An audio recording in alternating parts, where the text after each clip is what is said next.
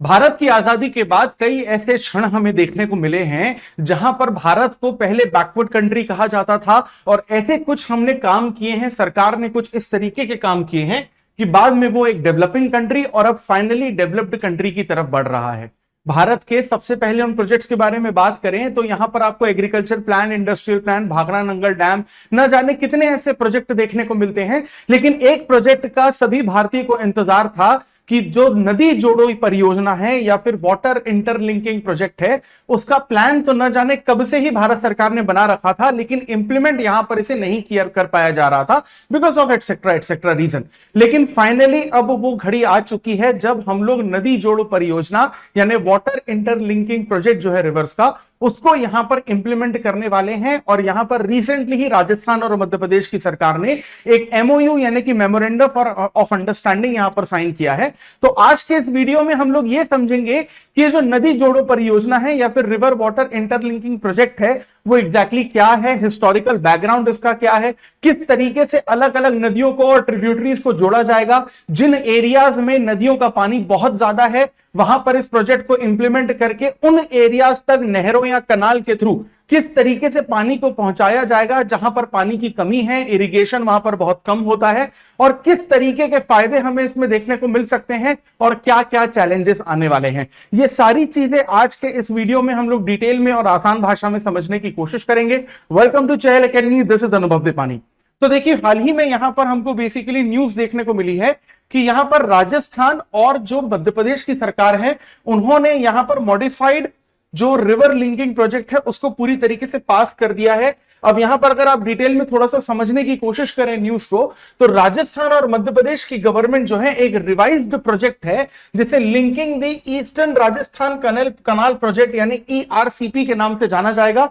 जिसमें कुल मिलाकर 3 नदियों को जोड़ने की यहां पर बात की जा रही है, दैट इज पार्वती, काली सिंध और आपकी चंबल रिवर। यहां पर ये जो तीनों नदियां हैं इनको जोड़कर इनका जो पानी है वो चंबल के रीजन में यूटिलाइज किया जाएगा। चंबल का रीजन अगर आप ज्योग्राफिकली बात करें तो नदन मध्य प्रदेश और सदन मध्य प्रदेश के बॉर्डर पर आता है। नदन मध्य प्रदेश के यहां पर कुछ डिस्ट्रिक्ट जिसमें आपको ग्वालियर, टीकमगढ़, छतरपुर, दतिया, मुरैना, वहीं उत्तर प्रदेश के हम कुछ डिस्ट्रिक्ट की बात करें तो इसमें झांसी, ललितपुर, हमीरपुर जैसे कुछ रीजन आते हैं जहां पर पानी की कमी हमेशा रहती है, क्योंकि ये वो रीजन है जो बुंदेलखंड का भी आपका रीजन कहलाता है जहां पर एनुअल रेनफॉल जो है वो 55 सेंटीमीटर से कम होता है। और इन नदियों को जोड़ने पर रेनफॉल पर जो रिलायंस है हमारा, या फिर जो हमारा बेसिकली क्या है कि पूरी तरीके से निर्भरता है, वो काफी हद तक खत्म हो जाएगी और एग्रीकल्चर के लिए और इंडस्ट्रीज के लिए ज्यादा से ज्यादा बेसिकली जो पानी है वो हमें यहां पर मिल पाएगा। अब अगर हम लोग इस कनाल प्रोजेक्ट की बात करते हैं तो ये जो ईस्टर्न राजस्थान कनाल प्रोजेक्ट है इसे national perspective plan for interlinking of reverse यानी आईएलआर के प्रोग्राम से यहां पर कनेक्ट किया गया है जो गवर्नमेंट ऑफ इंडिया ने पास किया था। अब सबसे पहले हम लोग यहां पर पीकेसी ईआरसीपी एग्जैक्टली है क्या, इसको थोड़ा सा हम लोग डिटेल में समझने की कोशिश करते हैं। देखिए, मॉडिफाइड यानी कि बेसिकली रिफॉर्म्ड, सुधारा हुआ पीकेसी ईआरसीपी एक बहुत एम्बिशियस प्रोजेक्ट है जिसमें अलग अलग स्टेट्स की नदियों को जोड़ने का यहां पर प्लान किया गया है। पीकेसी का बेसिकली यहां पर मतलब है पार्वती, काली सिंध और चंबल नदियों को यहां पर लिंक किया जाएगा और ईस्टर्न राजस्थान कनाल प्रोजेक्ट यानी ईआरसीपी के प्रोजेक्ट के तहत इसको यहां पर लिंक करने की कोशिश की जाएगी। वैसे ये जो बेसिकली आपका राजस्थान कनाल प्रोजेक्ट है वो इंटरलिंकिंग प्लान के अंडर ही आता है जो गवर्नमेंट ऑफ इंडिया बहुत पहले ही पास कर चुकी है, जिसे हम लोग आईएलआर के नाम से भी जानते हैं। अब ये जो पीकेसी का पार्वती, काली सिंध और चंबल का जो आपको बेसिकली नदियों को जोड़ने का एक नेशनल पर्सपेक्टिव प्लान देखने को मिलता है, ओरिजिन ये बेसिकली 1980 में हुआ था पहली बार। 1980 में सेंट्रल गवर्नमेंट ने यहां पर बात की थी कि जो आपकी काली सिंध और नेवाज नदी है इसको बेसिकली चंबल से यहां पर कनेक्ट किया जाएगा। बाद में इसे यह बोला गया राजस्थान के द्वारा कि भाई 2019 में हम लोग एक काम करते हैं कि जो काली सिंध को नेवाज के साथ हम लोग जोड़ रहे थे, इससे बेटर प्लान ये रहेगा कि काली सिंध को हम लोग चंबल और पार्वती के साथ जोड़ते हैं, तो इरिगेशन की जो प्रॉब्लम है वो ज्यादा बेटर लेवल पर बेसिकली हम लोग क्या है इसको सॉल्व कर पाएंगे। और दिसंबर 2022 में बेसिकली ये जो प्लान है अप्रूव हुआ और अब ये इंप्लीमेंटेशन पर आने वाला है। अब यहां पर अगर आप ये रीजन देखते हैं तो ये जो बेसिकली आपको बेसिन दिख रही है, दिस कलर जहां पर मैं यहां पर हाईलाइट कर रहा हूं, ये आपको केन बेतवा रिंग कनाल भी दिखती है। जब नदी जोड़ परियोजना की हम लोग बात करते हैं तो सबसे पहले केन और बेतवा जो नदियां हैं उनको जोड़ने की बात होती है। प्लान इसका बहुत पहले ही अप्रूव हो चुका था, लेकिन अब तक इसको इंप्लीमेंट नहीं किया जा सका क्योंकि इसमें एनवायरमेंटल इश्यूज बहुत सारे आ रहे थे। क्योंकि जब भी आप नदियों को जोड़ते हैं तो सीधी सी बात है कि जो फॉरेस्ट एरिया है, चाहे वो प्रोटेक्टेड हो, रिजर्व्ड फॉरेस्ट हो, ओपन फॉरेस्ट हो, कई बार नेशनल पार्क और वाइल्ड लाइफ सेंचुरी के जो टोटल एरियाज होते हैं, रीजन होते हैं, उनसे भी काफी हद तक हमें यहां पर कॉम्प्रोमाइज करना पड़ता है। तो कई बार तो ऐसा होता था कि एनवायरमेंटल मिनिस्ट्री से ही यहां पर हमें कई बार परमिशन नहीं मिल पाती थी। लैंड यहां पर बहुत ज्यादा कैप्चर करना पड़ता है, जमीन अधिग्रहण करना पड़ता है, और जो लैंड है वो बेसिकली स्टेट लिस्ट का सब्जेक्ट है कॉन्स्टिट्यूशन के शेड्यूल 7 में। तो कई बार ऐसा होता था कि बहुत सारे अगर स्टेट गवर्नमेंट इसमें शामिल हैं, majority of the state government अगर इसके लिए मान भी जाती है, तो एक दो स्टेट गवर्नमेंट जो है लैंड अधिग्रहण के खिलाफ चली जाती है, और ये जो प्रोजेक्ट है वो पूरी तरीके से सक्सेसफुली इंप्लीमेंट नहीं हो पाता है। अब अगर ये प्रोजेक्ट यहां पर इंप्लीमेंट हो जाता है आपका पीकेसी ईआरसीपी का, तो इसके आपको बहुत सारे फायदे देखने को मिलेंगे। देखिए, सबसे पहला फायदा तो हमें यह देखने को मिलेगा कि ईस्टर्न राजस्थान में कुल मिलाकर 13 ऐसे डिस्ट्रिक्ट हैं जहां पर पीने के पानी की कमी और इंडस्ट्रियल वाटर की कमी, ये दोनों देखने को मिलती है। तो ये जो दोनों कमियां हैं वो पूरी हो जाएगी। इसके अलावा अगर आप वेस्टर्न मध्य प्रदेश की तरफ जाते हैं, जिसे हम मालवा रीजन कहते हैं, जो सेंट्रल हाईलैंड्स के अंडर आता है, और इस मालवा रीजन में मध्य प्रदेश के करीबन 17 डिस्ट्रिक्ट आते हैं, और साथ ही साथ जो चंबल रीजन है आपका, जो बुंदेलखंड रीजन के साथ मैचअप या ओवरलैप होता हुआ दिखता है, जो मध्य प्रदेश और उत्तर प्रदेश थोड़ा बहुत शेयर करते हैं, वहां पर भी जो पानी की कमी है वो भी काफी हद तक आपको यहां पर सॉल्व होती हुई दिखेगी। इरिगेशन या फिर सिंचाई के एरिया के लिए बहुत ज्यादा इंप्लीमेंट किया जाएगा, सक्सेसफुल रहेगा, जिसमें करीबन 2.8 लाख हेक्टेयर एरिया जो है ईच स्टेट का,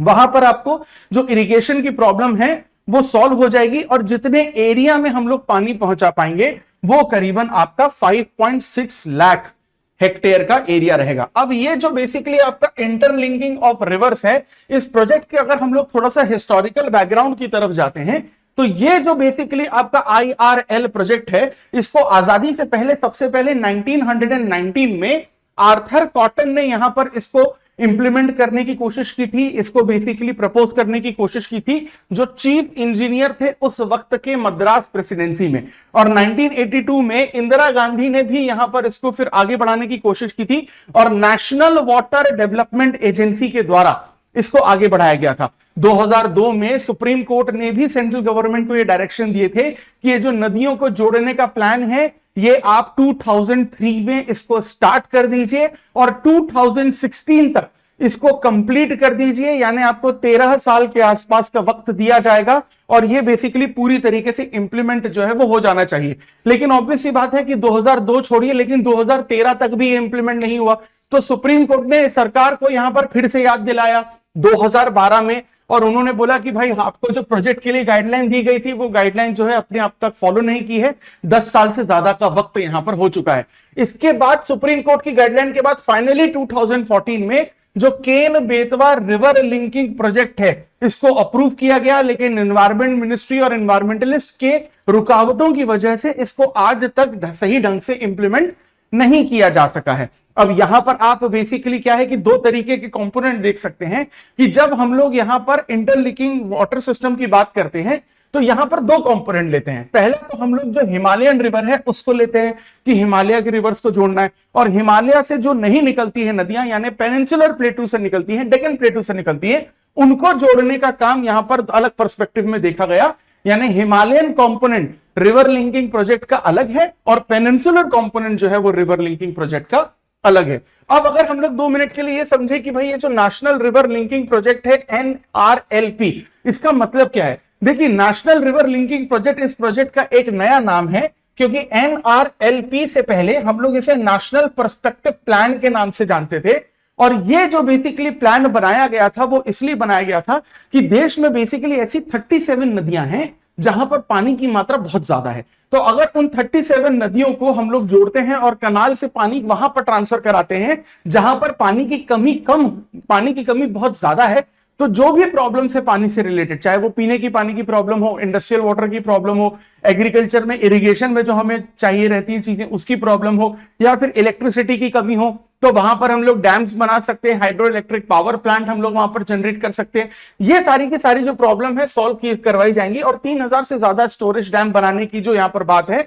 वो 37 रिवर्स को आपस में लिंक करके की गई थी। अब इससे बेसिकली क्या हो जाएगा कि एक बहुत जबरदस्त वाटर ग्रिड जो है हमें यहां पर साउथ एशिया में देखने को मिल सकता है। अब अगर हम लोग यहां पर इंटरलिंकिंग कर देते हैं इन रिवर्स की, तो बहुत सारे फायदे हमें देखने को मिलेंगे। देखिए, सबसे पहली बात तो जो है कि पानी की कमी है वो पूरी तरीके से यहां पर खत्म हो जाएगी। एग्रीकल्चर की प्रोडक्टिविटी जो है वो बहुत ज्यादा बढ़ जाएगी, क्योंकि जहां पर बारिश कम होती है, नदियां भी नहीं है, वहां सिंचाई हो नहीं सकती, तो पानी बेसिकली आपको नदी को जोड़ने के सहारे आपको वो पानी वहां तक पहुंचाना पड़ेगा। इरिगेशन अच्छा होगा तो जिस तरीके की फसल आप चाहेंगे उस तरीके की फसल आप उगा पाएंगे। क्योंकि मिट्टी तो देखो हमारे देश की बहुत अच्छी है, चाहे वो ब्लैक सॉइल हो, अलूवियल सॉइल हो, रेड सॉइल हो या येलो सॉइल हो, और थोड़े बहुत जो न्यूट्रिशन की कमी होती है वो बेसिकली हम लोग फर्टिलाइजर से पूरी कर ही सकते हैं। इसके अलावा अगर आप इंडिया के डेजर्ट रीजन में जाएं, थार डेजर्ट वाले रीजन में जाएं, या फिर महाराष्ट्र के नदन पोर्शन में विदर्भ में आप जाएं, तो वहां पर ड्रॉट, फमाइन या सूखा पड़ने की प्रॉब्लम बहुत होती है। इस प्रॉब्लम को हम लोग सॉल्व कर सकते हैं। और यहां पर हम लोग सिर्फ नदियां नहीं जोड़ रहे हैं, लेकिन उन नदियों में हम लोग यहां पर बांध भी बना रहे हैं, जिससे हाइड्रो इलेक्ट्रिक पावर प्लांट बनेंगे। तो बिजली तो आपकी बनेगी ही बनेगी, लेकिन डैम में जब स्टोरेज होगा वाटर का, तो फ्लड को भी आप लोग यहां पर बहुत बेहतरीन तरीके से कंट्रोल कर सकते हैं। लेकिन इससे रिलेटेड यहां पर आपको बहुत सारे चैलेंजेस भी देखने को मिलते हैं। सबसे पहला बड़ा और पहला चैलेंज हमें एनवायरमेंट कंसर्न का यहां पर देखने को मिलता है, क्योंकि अगर हम लोग बेसिकली नदियों को जोड़ते हैं तो जो रिवर का वाटर चैनल होता है, यानी कि रिवर चैनल जितने एरिया में वो नदी बह रही है, तो वो जो रिवर चैनल है वो ऑटोमेटिकली थोड़ा सा बड़ा हो जाता है। तो जंगल के बहुत सारे एरिया उसमें आ सकते हैं, national park, wild life sanctuaries उसमें आ सकती है, और स्पीशीज का यहां पर हमें अलग तरीके से नुकसान देखने को मिल सकता है। तो एनवायरमेंट कंसर्न यहां पर सबसे बड़ा कंसर्न है, क्योंकि हम लोग बेसिकली ये चाहते हैं कि डेवलपमेंट हो, लेकिन उस डेवलपमेंट से जो ऑलरेडी रिसोर्सेस हमारे एग्जिस्ट कर रहे हैं उन रिसोर्सेज में किसी भी तरीके का नुकसान ना हो। दैट मींस हम लोग यहां पर सस्टेनेबल डेवलपमेंट की बात करना चाह रहे हैं। इसके अलावा अगर आप नदियों को जोड़ते हैं तो यहां पर लैंड को तो सीज किया ही जाएगा, जमीन का अधिग्रहण किया जाएगा। तो यहां पर आपको बहुत सारे लोगों को, जो ट्राइबल इंडिजीनियस लोग हैं, जो वल्नरेबल होते हैं बहुत ज्यादा डिजास्टर के लिए, उनको आपको एक जगह से दूसरी जगह पर शिफ्ट करना पड़ेगा। तो उनकी लाइफ में एक बहुत बड़ा चेंज आता है, एक मेंटल स्ट्रेस उनको यहां पर देखने को मिलेगा। प्लस ये बहुत ज्यादा कॉस्टली भी रहेगा, क्योंकि लोगों को जहां पर आप घर खाली करवा रहे हैं उनके तो बेसिकली आपको मार्केट प्राइस पे, सरकारी दाम पर आपको पैसे तो देने ही पड़ेंगे, लेकिन नई जगह जहां पर आप शिफ्ट कर रहे हैं वहां के लिए आपको उन लोगों को कॉम्पनसेशन भी देना पड़ेगा। नेक्स्ट, इस पूरे के पूरे प्रोजेक्ट की कॉस्ट जो है वो बहुत ज्यादा हाई है। मतलब किसी एक शहर में स्क्रैच से अगर आप बुलेट ट्रेन बना रहे हैं ना, उस लेवल का खर्चा इसमें देखने को मिल सकता है, या फिर मेट्रो का बहुत बड़ा जाल दिल्ली जैसा अगर आप बिछा रहे हैं उस लेवल का बेसिकली आपको खर्चा देखने को मिलेगा। तो बजट और फाइनेंसेस यहां पर एक बहुत बड़ी प्रॉब्लम है। इसके अलावा पॉलिटिकल और एडमिनिस्ट्रेशन हर्डल्स तो होंगी। भारत में कोई भी काम बिना पॉलिटिक्स या बिना राजनीति किए तो होगा नहीं, क्योंकि सरकार अगर यहां पर काम करना चाह रही है तो बेसिकली ऑपोजिशन बीच में आ जाता है। अब जो पॉलिटिकल पार्टी आज सरकार में रहती है, पहले वो ऑपोजिशन में थी तो वो प्रोजेक्ट को अपोज करती थी, पहले जो सरकार में थी आज ऑपोजिशन में है, आज वो उसको अपोज कर रही है। तो पॉलिटिकल और एडमिनिस्ट्रेटिव जो हर्डल्स है वो आपको बहुत ज्यादा देखने को मिलेंगे। और जो एडमिनिस्ट्रेटिव ऑफिसर है वो इतना क्विकली काम करेंगे नहीं, इतने क्विकली डिसीजन करेंगे नहीं, क्योंकि उन्हें पता है कि अगर किसी भी फाइल पे गलत तरीके से यहां पर सिग्नेचर किए गए, या फिर यहां पर प्रोजेक्ट को बहुत ज्यादा जल्दी जल्दी अप्रूव किया गया और कुछ भी गलत हुआ, तो सारा का सारा बेसिकली जो गिल्ट है या आरोप है वो एडमिनिस्ट्रेटिव ऑफिसर्स पर आएगा। तो यहां पर हर्डल्स बहुत ज्यादा हमें देखने को मिलेंगे। लीगल इश्यूज अलग हैं, यहां पर लैंड डिस्प्यूट प्रॉब्लम हो सकती है, वाटर राइट्स यहां पर आ सकते हैं, एनवायरमेंटल रेगुलेशंस आ सकते हैं, यहां पर फिर अलग अलग पीआईएल डाली जा सकती है, उनका मिसयूज करके इस प्रोजेक्ट को रोका जा सकता है। चैलेंजेस बहुत ज्यादा है। अब वे फॉरवर्ड की बात करें कि क्या क्या जरूरी है ताकि ये जो प्रोजेक्ट है बहुत बेहतरीन तरीके से इंप्लीमेंट हो जाए, तो सबसे पहले आपको एनवायरमेंटल असेसमेंट यहां पर करना पड़ेगा, EIA करना पड़ेगा। इसका मतलब यह है कि जब भी आप कोई ऐसा काम करते हैं जो डेवलपमेंट प्रोजेक्ट से रिलेटेड होता है, तो एनवायरमेंट को उसका कितना नुकसान होने वाला है, कम होने वाला है या ज्यादा होने वाला है। अगर ज्यादा नुकसान होने वाला है तो उसको आप कम कैसे कर सकते हैं। इस पर्टिकुलर थ्योरी को हम लोग एनवायरमेंटल इंपैक्ट असेसमेंट यानी EIA के नाम से जानते हैं। तो एनवायरमेंटल असेसमेंट का ध्यान रखना पड़ेगा। कम्युनिटी एंगेजमेंट यहां पर बहुत ज्यादा जरूरी है, क्योंकि जिन लोगों को आप उनकी जमीनों से डिस्प्लेस करेंगे वो कहीं ना कहीं इसके विरोध में रहेंगे कि बेसिकली आपको क्या है कि हम यहां पर जाएंगे नहीं, हम यहां पर छोड़ नहीं सकते अपनी लैंड। वो बात अलग है कि अब जो राइट टू प्रॉपर्टी है वो उनका फंडामेंटल राइट ना होकर आर्टिकल 300 क्लॉज ए में लीगल राइट है, लेकिन लीगल इश्यूज फिर भी क्रिएट होंगे। तो आपको लोगों को यहां पर साथ में लाना पड़ेगा, उनका ट्रस्ट जीतना पड़ेगा कि देश के डेवलपमेंट के नाम पर इंडिविजुअली आपका नुकसान नहीं करवाया जाएगा। वहीं हमें सस्टेनेबल डेवलपमेंट करना पड़ेगा कि जंगलों का नुकसान बहुत ज्यादा ना हो जाए, यानी कि हमें डेवलपमेंट तो करना है लेकिन आने वाली जो हमारी पीढ़ी है उसके लिए हमें रिसोर्सेज भी बचाकर रखने हैं। लीगल फ्रेमवर्क हमें यहां पर इस तरीके से तैयार करवाना पड़ेगा कि यहां पर कम से कम प्रॉब्लम आए। जो बिल और एक्ट है इतने डिटेल में होना चाहिए और इतनी रिस्पॉन्सिबली फॉर्म होना चाहिए कि कोई भी व्यक्ति, ऑर्गेनाइजेशन या पार्टी अगर इस प्रोजेक्ट को गलत इंटेंशन से रोकने की कोशिश करे तो वो उसमें पूरी तरीके से फेल हो जाए, जो नुकसान है वो कम से कम मिनिमम हो। ये लीगल फ्रेमवर्क यहां पर बहुत ज्यादा जरूरी है। और adaptive management is very very important here कि आप एनवायरनमेंट का ख्याल रखिए और छोटी छोटी चीजों का यहां पर ख्याल रखिए कि प्रोजेक्ट इंप्लीमेंटेशन पूरी तरीके से हो। अब इसी इंटरलिंकिंग रिवर प्रोजेक्ट से रिलेटेड आपके सामने यहां पर मेंस का एक क्वेश्चन है, कोशिश करिएगा कि इसका आंसर आप लिखें और चहल एकेडमी को ऑफिशियल ईमेल आईडी पर सबमिट करें और चहल एकेडमी आपको आपके आंसर का जवाब देगी और आपकी आंसर राइटिंग को सुधरवाने की यहां पर कोशिश करेगी। सवाल यह है कि discuss the river interlinking project in India, highlighting its potential benefits and challenges. How can this initiative contribute to addressing the country's water scarcity issues, and what measures should be taken to mitigate the associated environmental and social concern? तो यहां पर आपसे ये पूछा गया है कि आपका ये जो रिवर इंटरलिंकिंग प्रोजेक्ट है इसके बारे में बताना है, इसको इंप्लीमेंट करने के क्या फायदे हो सकते हैं, क्या चैलेंजेस हैं, क्या चुनौतियां हैं, ये आपको बताना है। तो पहले तो इस प्रोजेक्ट के बारे में जो आप हिस्टोरिकल बैकग्राउंड बताएंगे, जो करंट अफेयर न्यूज बताएंगे, वो इंट्रोडक्शन रहेगा। उसके बाद मेन बॉडी शुरू करेंगे, इसके बेनिफिट्स और आप इसके चैलेंजेस बता सकते हैं, और उसके बाद यहां पर किस तरीके से ये बेसिकली स्कार्सिटी इश्यूज को सॉल्व कर सकता है और एनवायरमेंटल और सोशल कंसर्न्स इसके क्या क्या होने चाहिए। यहां से आप बेसिकली मेन बॉडी को खत्म करके एक पॉजिटिव नोट पे वे फॉरवर्ड से बेसिकली चीजों को, अपने आंसर को खत्म कर सकते हैं। तो इसी तरीके के इंपॉर्टेंट और करंट अफेयर्स के टॉपिक्स को अगर आप डिटेल में और आसान भाषा में समझना चाहते हैं, जो आपकी यूपीएससी सिविल सर्विसेज एग्जामिनेशन की प्रिपरेशन को और इजी बना सकता है, so for that please stay tuned with Chahal academy. This is Anubhav Dipani. I will see you in the next video. Thank you very much.